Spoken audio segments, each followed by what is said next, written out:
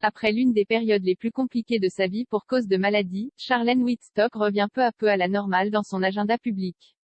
Cependant, elle ne semble pas oublier sa condition passée et se consacre entièrement à des causes caritatives, notamment dans le domaine de la santé.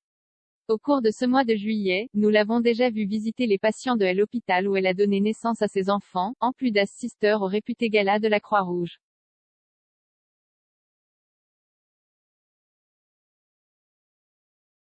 Il y a quelques heures à peine, le profil Instagram de la Maison Royale Monégasque, qui semble soucieuse de montrer une image naturelle et proche de sa princesse, publiait quelques photographies d'elle visitant la résidence Aquitudine, sur lesquelles Charlène apparaissait dans une attitude très attentive à les personnes âgées et les employés du centre, ravis de sa présence.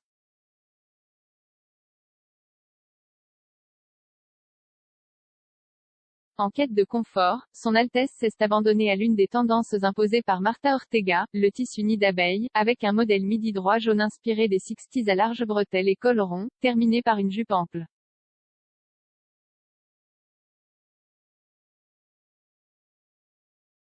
De plus, il a ajouté une touche classique grâce à l'utilisation de perles en complément du collier et des boucles d'oreilles. D'autre part, l'ancien athlète a renforcé cette image proche à travers un look beauté discret. Au-delà de sa coupe de cheveux garçon blonde animée, elle a décidé de ne porter qu'un fond de teint à faible couvrance et au fini naturel avec un rouge à lèvres nude, des ombres à sauter et même du fard à joues.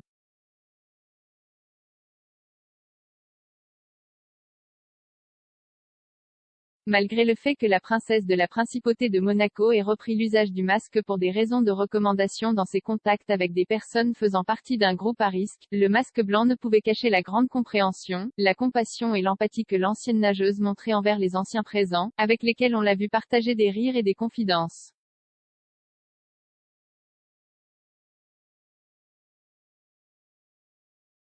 Ce fait a été largement commenté, puisqu'il semble que Charlène se soit réapproprié la douleur de son souvenir le plus amer pour venir en aide à des personnes qui se retrouvent dans une situation similaire à celle qu'elle a vécue.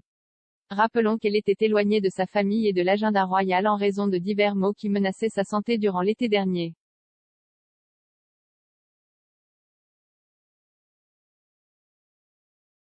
La couleur utilisée lors de la visite n'est pas passée inaperçue non plus.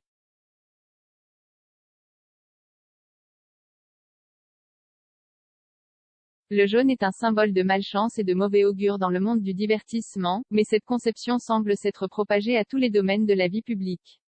Une observation détaillée qui pourrait être une conséquence de son renoncement à l'usage du privilège du blanc lors de sa récente visite au pape François.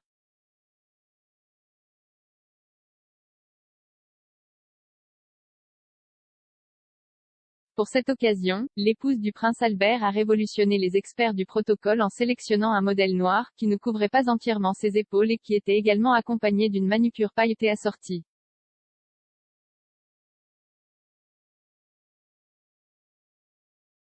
Cependant, son goût pour le monde de la mode et l'histoire de sa vie continue d'établir Charlène de Monaco comme l'une des royales les plus aimées de l'univers européen.